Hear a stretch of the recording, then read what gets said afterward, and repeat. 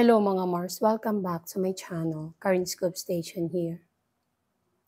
October 10, 2025. Grabe po ang nangyari ngayon sa Mindanao dahil kayo ng umaga ay nilindol po sila sa lakas na 7.6 magnitude. Sobrang lakas at ito natin na sobrang lakas po talaga ng lindol. Yung iba ay naglabasan na ng bahay. Meron pa dito yung video na isang sari-sari store. Makikita mo kung gaano kalakas yung yanig. Yung iba lumabas, umupo sa lupa at nagsisigawan, umiiyak, nagdadasal, sumisigaw na tama na po Lord. Alam niyo po, unang nilindol ang Visayas, tsaka kahapon nilindol ang Baguio City na sa lakas na 4 point something. Tapos ngayon ay ang Mindanao. Ang mga video na iyong makikita ay sa Davao Oriental at Davao City po yan. Meron po akong kakilala na confined po sila sa Compostela de Oro, Compostela, Davao de Oro. Ang tatay niya ay hindi agad makalakad kasi may sakit. Tapos nasa second floor po sila ng hospital. Kaya nung lumindol, hindi po sila agad nakalabas ng kwarto nila sa ospital kasi hindi makalakad ang tatay niya. Kaya yung kaibigan ko, iyak na lang siya ng iyak dahil sa sitwasyon nila, lumilindol niya.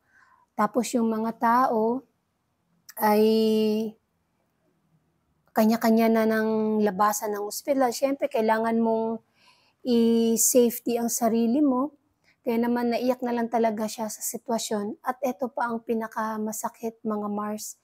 Itong video na to ay sa Davao City ito, Pantukan. Sila po ay nasa labas na po. Kasi isang ospital po ito, nasa labas na po sila. Sa kasamaang palad ay namatay po ang kanyang anak dahil ayon dito sa pinost ng aking kaibigan, sabi niya, namatay daw ang bata dahil nahulog ito sa higaan niya sa ospital dahil sa sobrang lakas ng lindol. Kaya yung nanay niya, hindi matanggap-tanggap ang nangyari sa anak niya. Kaya naman iyak na lang siya ng iyak at karga-karga niya ang kanyang anak. Napakasaklap po nangyari po talaga. Diyos ko po. Yung nanay ko hindi ko pa makontak dahil tiga Davao nga ako. So ako ngayon nandito sa Maynila. Yung kamag-anak ko nasa Davao, yung auntie ko okay naman sila. Pero Davao City din yun. Ramdam nila yung lakas po talaga. Yung nanay ko sa Compostela, Davao de Oro, hindi ko po ma-contact kung kumusta ang kalagayan nila doon kasi may mga video din sa Compostela, Davao de Oro, yung mga estudyante, nasa labas na po sila, nag-iiyakan na po talaga. Dahil sobrang takot, akalain mo yun po, 7.6. Oh my goodness, naiisip ko, Visayas, Mindanao, tapos kahapon Baguio City, Luzon. Tapos 'di ba inaano dito na kailangan natin maghanda baka biglang dumating ang the big one dito sa Luzon. Yun po talaga ang pinakamasaklap kung mangyari. Yun dito sa atin. Alam niyo po dito sa place namin ay malapit kami sa fault line. Kaya pag lumindol, pero yung lindol kasi hindi naman madidetect kung kailan po siya mangyari. Hindi tulad sa ulan na malalaman nila na uulan bukas, ganyan. Hindi po natin hawak, hindi po alam ng mga matataas o mga nagtatrabaho sa mga ganong klaseng department about sa earthquake, hindi mo naman po nila made-detect kung kailan po darating. Kaya kailangan po natin maging handa dahil sunod-sunod na nga po ang lindol, Visayas, Mindanao, kahapon sa Luzon.